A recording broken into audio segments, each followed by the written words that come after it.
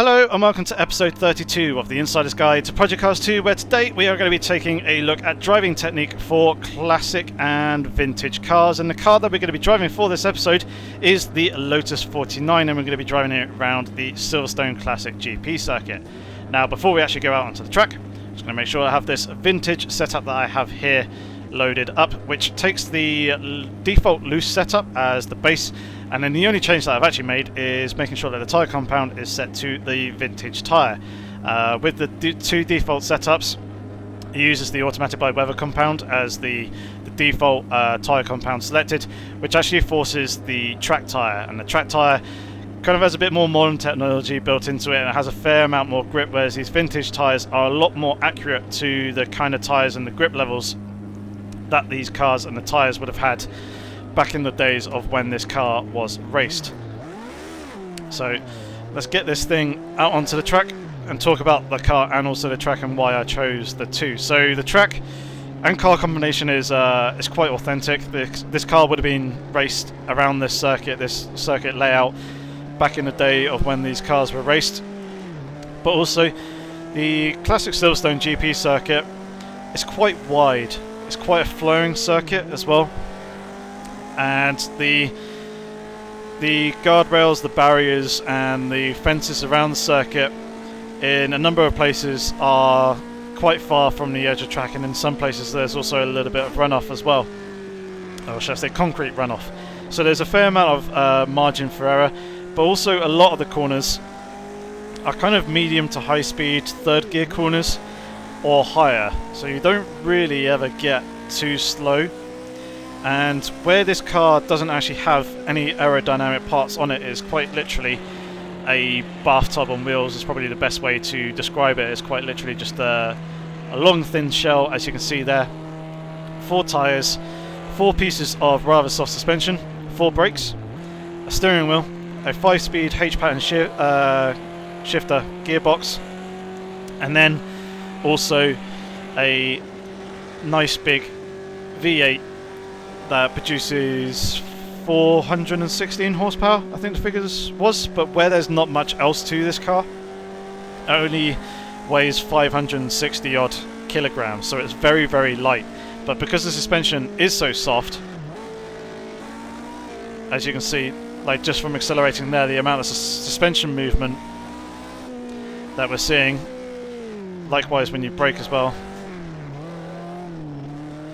Because the suspension is so soft, you need to manipulate and perfectly balance the weight of the car to get it through the corners, and then this actually then echoes through all the other cars that you may ever end up driving, even all the way up through to the very modern cars, which are probably a lot more, well, they are a lot more stiffly sprung than this car here. But the general understanding of manipulating and shifting the weight around the car and using that to balance the car, and then how the car and the tyres react to that shift in weight movement, gives you a much better understanding of physics and general handling on the car, and why the car may handle in a certain way as well. So we'll be taking the outlap fairly steady. We'll start to pick up the pace a little bit more, but still take this lap fairly steady as well, because the vintage tyres don't have a huge amount of grip even when they're fully up to temperature. And as you can see up in the top right, they are pretty cold at the moment. They start off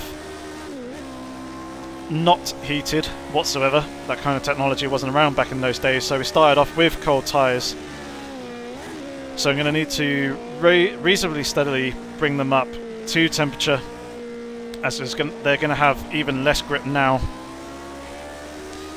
being so cold, but also allow us to start talking about the actual driving technique that you want to be using for driving this car, and obviously any other cars. And like I've mentioned in previous episodes with driving techniques for road cars and things like that, it is all about being smooth and progressive with your inputs and being very, very measured. But there's a couple of things with this car as well that you definitely need to be making sure that you are doing in order to get the car around the track as quickly as possible. Now let's start off with the braking, as we always do.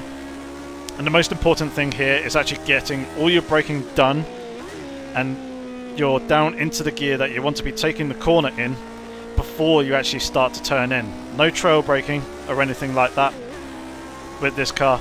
You need to make sure that you get it all done before you get to the corner. Now, when you're braking heavily, as you'll see here, all the weight shifts to the front of the car, and there'll be none over the rear of the car.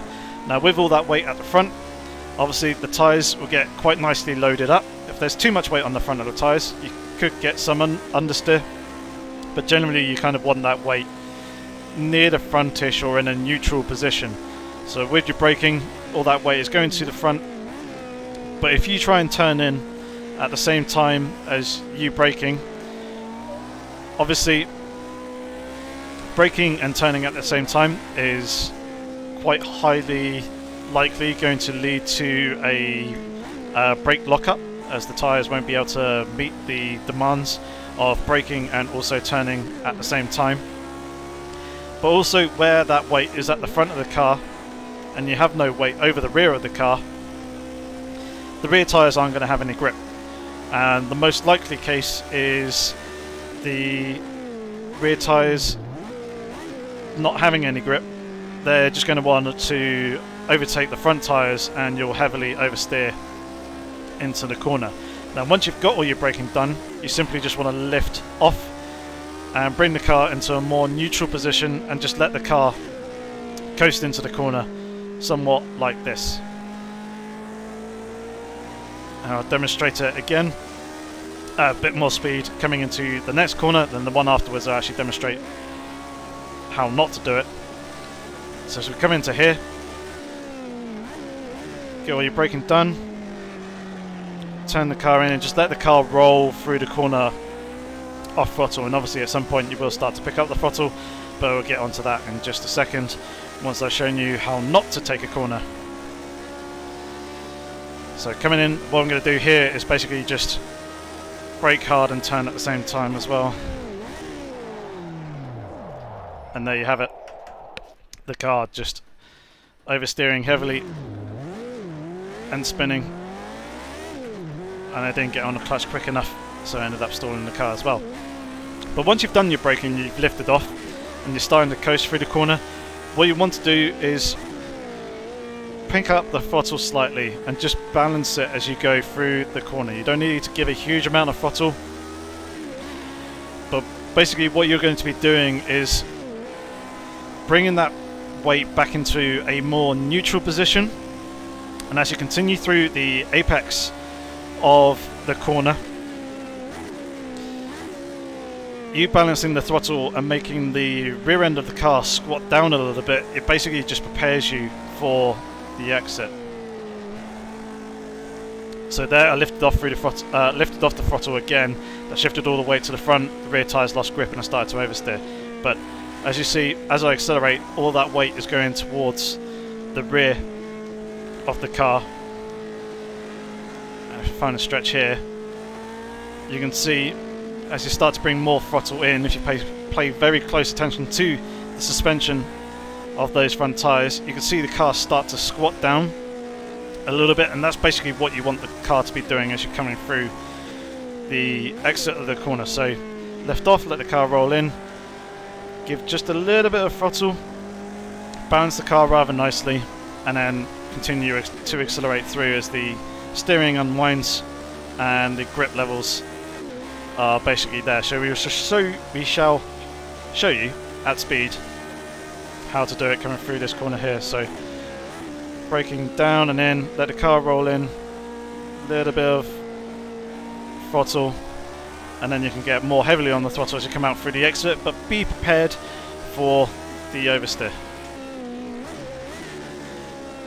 As the power of the engine will overcome the rear tyres, and that's where you'll start to see the traction loss and the oversteer and the power slides coming out through the corner. And with corners like that, you need to be careful of the grass, as it could be very, very easy to lose the rear end of the car. So coming through the chicane here, just balancing the throttle quite nicely as we come through. managing any oversteer that we have as we come through the corner by balancing the throttle and not being too harsh and just being smooth with our inputs. Now, you can use the power of the car and the accelerator and accelerating harder with more throttle input to induce the car into a little bit of a slide coming through the corner as well. Something like that. That will just help you rotate through and get you through the corner a little bit more nicely, as there may be instances. It's actually not the track IR there. Apologies for that.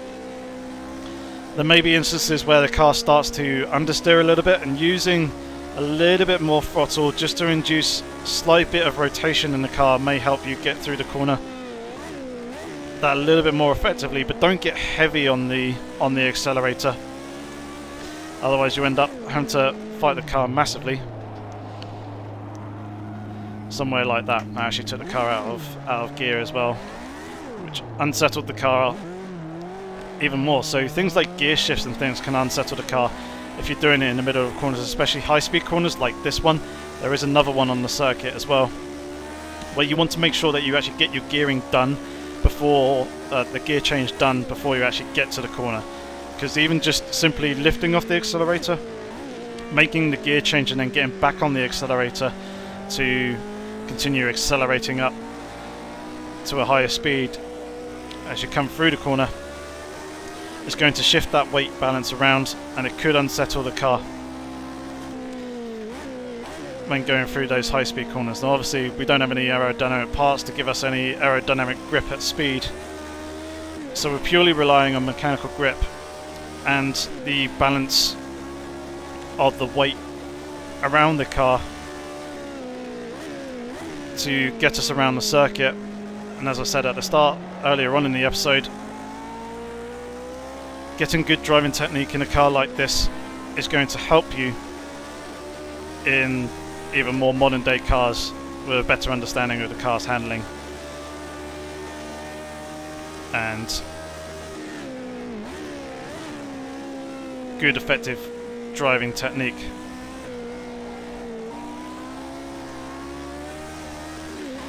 Now, one thing you should always be prepared for is the car moving around a lot on you in this kind of car with these kind of tyres. So always be prepared for that slide, and always make sure corners like that one you have your gearing done before it. Even if you need to shift up early before it, or hold the gear going through the corner, make the change once you've actually come through and out the other side, just to make sure that you don't unsettle the car. So I'm actually going to do a lap now whilst being quiet and just let you guys enjoy the car sounds and listen to the throttle inputs and everything, and just focus and just allow myself to focus on good driving technique. So enjoy this lap.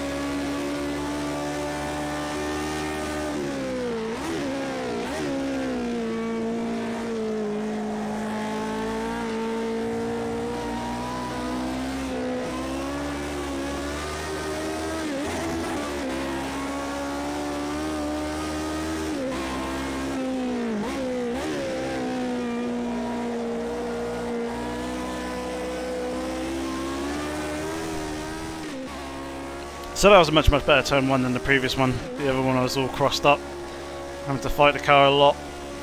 But you can manipulate your way through the corner as well. If you start getting understeer mid-corner, lift off the throttle a little bit more. If you are on throttle, that will help to bring some of the front end bite back in a little bit. Grip up the front tyres slightly as well, and help you tuck into the corner a little bit more. Then once you you're going to be through the corner quite nicely, that's when you can start to bring the power back in and possibly use a little bit of oversteer to your advantage. Obviously, one thing that you do need to make sure is that you're not using too much power in a car like this. Obviously, you want that weight being moved towards the rear of the car to try and grip up the rear tyres once again. But where these tyres have little grip anyway, and it's quite easy for the engine to overpower the rear tyres, using more of the throttle and accelerating harder is just going to induce more wheel spin. So you'll need to obviously balance the throttle there and be quite cautious with it as well. So I think that's pretty much going to be it for this episode. As you've probably been able to tell, hopefully, I have been using heel toe driving around in this episode. I think next week we'll actually cover how to heel toe effectively, rather than do it in this episode here, as it's quite useful in a number of other cars as well. But hopefully you guys enjoyed this episode. Hopefully you learnt something from it. If you have any comments or questions, feel free to leave them down in the comments section below. I shall try and get back to you as soon as I can. If you enjoyed the video, give it a thumbs up. If you've been enjoying the content that's been going on the channel, feel free to consider subscribing to the channel as well.